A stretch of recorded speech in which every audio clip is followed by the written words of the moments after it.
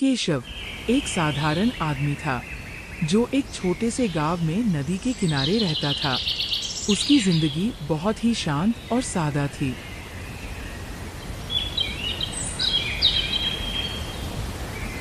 नंदिनी, जो एक होशियार और जिज्ञासु लड़की थी, उसकी माँ का देहांत बहुत छोटे उम्र में हो गया था। नंदनी, मैं आता हूँ अभी गांव में बाजार की तरफ से घूम के। तुम्हें कुछ चाहिए तो बता दो, उधर से लेते आऊंगा। नहीं पिताजी, मुझे कुछ नहीं चाहिए। ठीक है, फिर मैं जाता हूँ।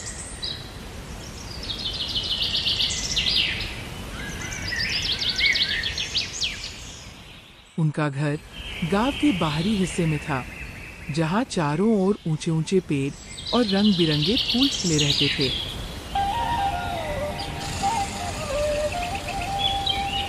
उनके पास बहुत अधिक संपत्ति नहीं थी, लेकिन जो कुछ भी था उससे उनका जीवन खुशहाल था। केशव लोहार का काम करता था, जहां उसे औजार, घोड़े की नाल और कभी-कभी गांव के लोगों के लिए छोटे सजावटी सामान बनाने होते थे।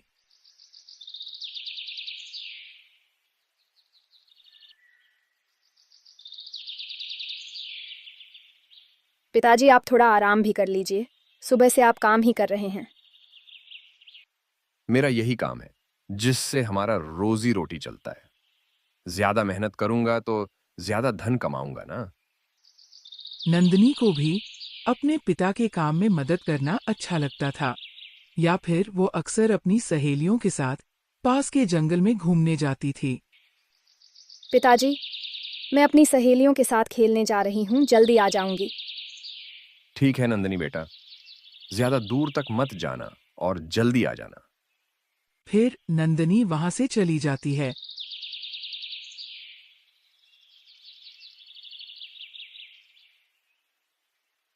वो और उसकी कुछ सहेलियां एक साथ घूमते घूमते नदी की तरफ जाती है।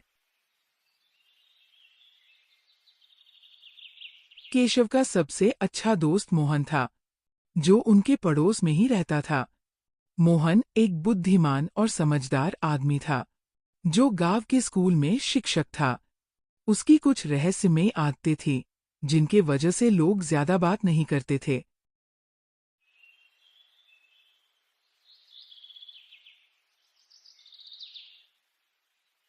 अरे मोहन, तुम आजकल कहाँ रह रहे हो? कुछ दिन से दिखाई नहीं दे रहे। कुछ नहीं, थोड़ा काम ज्यादा हो गया था, उसी में थोड़ा व्यस्त हो गया था। केशव और मोहन की दोस्ती बहुत पुरानी थी, और ये समय की परीक्षा पर खरी उतरी थी। दोनों एक दूसरे के अच्छे दोस्त थे। जब सूरज अस्त हो रहा था, नंदिनी खुशी खुशी घर में दौड़ते हुए आई और एक अजीब सी चाबी दिखाते हुए केशव के पास आई। पिताजी, देखो, ये मैंने क्या पाया। केशव ने चाबी को ध्यान से देखा। वह कांस्य से बनी हुई थी और उसकी सतह पर जटिल डिजाइन बने हुए थे। उसने चिंतित होते हुए पूछा, ये कहाँ से मिली? जंगल में उस पुराने बरगद के पेड़ के पास कुछ पत्तों के नीचे छुपी हुई थी। केशव कुछ देर चाबी को देखता रहा। उसे चिंता महसूस हुई और उसके मन में सवाल उठने लगे। क्या तुम जानती हो कि ये चाबी किस चीज की है? नहीं पिताजी, क्या यह किसी खजाने की चाबी हो सकती है? केशव चुप हो गया, लेकिन उसके मन में भी यही सवाल था। क्या ये चाबी सचमुच किसी खजाने को खोलने के लिए बनी थी, या फिर ये सिर्फ एक मजाक था?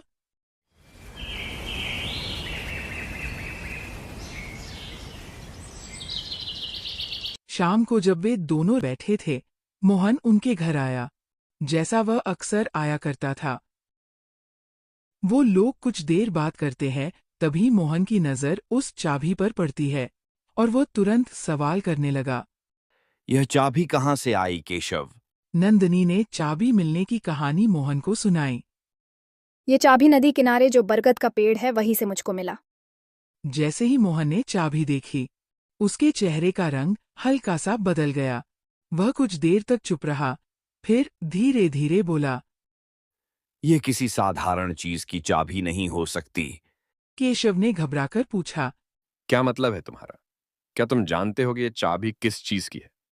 मोहन कुछ देर तक चुप रहा, फिर उसने कहना शुरू किया। यह चाबी एक पुराने और गहरे रहस्य से जुड़ी हो सकती है।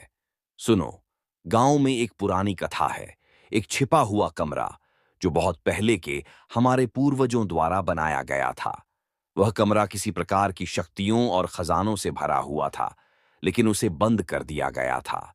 समय के साथ सभी ने उस कमरे के बारे में भूलना शुरू कर दिया, लेकिन कुछ लोग अब भी उस कमरे के बारे में जानते हैं। केशव चौंक गया। तो तुम ये कह रहे हो कि ये चाबी उस कमरे को खोल सकती?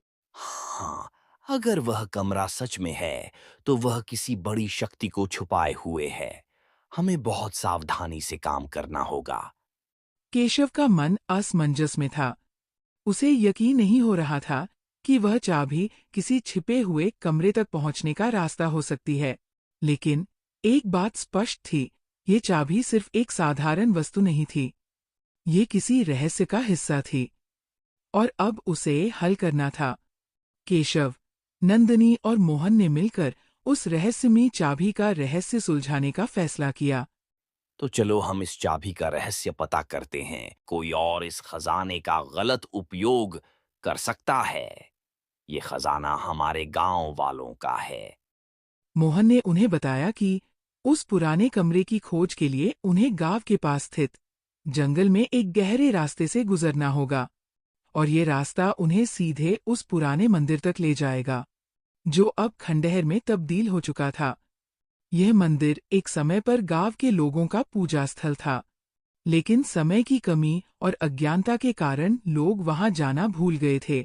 हमारी पहली मंजिल उस मंदिर तक पहुंचना है। वहां एक पुरानी वेदी है और मुझे लगता है कि वही वह जगह है जहां हम चाबी का उपयोग कर सकते हैं। नंदिनी की आंखों में उत्सुकता और साहस था। हमारे पास वह चाबी है, तो हमें रास्ता मिल ही जाएगा।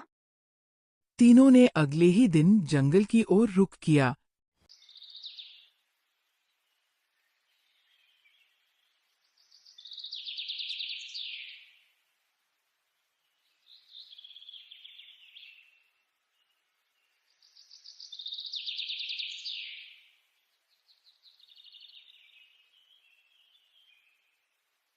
रास्ता कठिन था, लेकिन केशव, नंदिनी और मोहन ने उसे पार किया। कई घंटे चलने के बाद वे उस पुरानी मंदिर तक पहुंचे।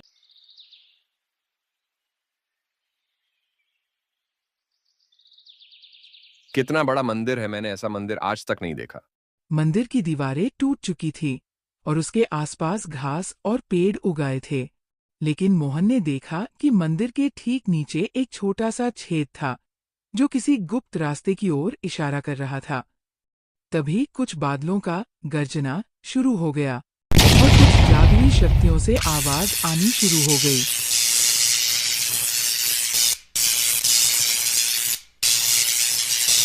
आ गए तुम सब, अपना खजाना ले जाओ, लेकिन इसका बुरी तरह से दुरुपयोग मत करना। इतना कहकर सब शांत हो गया। यही वह जगह है।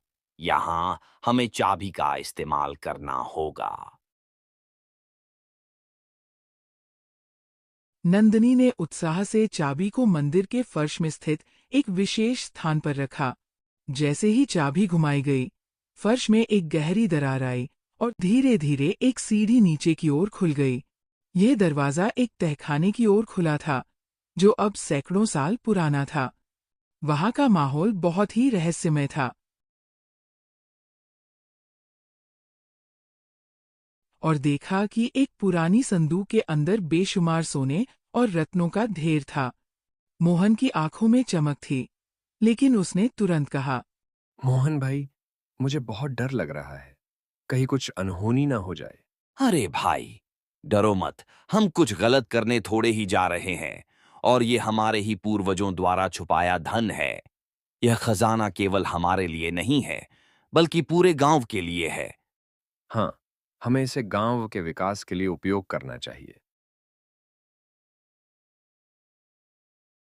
उन्होंने खजाने को निकाल लिया और गांव में वापस लौट आए। यह धन हमारे पूर्वजों द्वारा ही छुपाया गया था, जो कि गांव में सभी का इस धन पर अधिकार है। गांव लौटते ही उन्होंने खजाने को गांव के प्रमुखों और बुजुर्गों के बीच बांट दिया। इस धन का उपयोग गांव की सड़कों, स्कूलों और अस्पतालों के निर्माण में किया गया। गांव में एक नया जीवन आया। वहां के लोग अब खुशहाल थे, क्योंकि उन्हें अच्छे संसाधन मिल गए थे।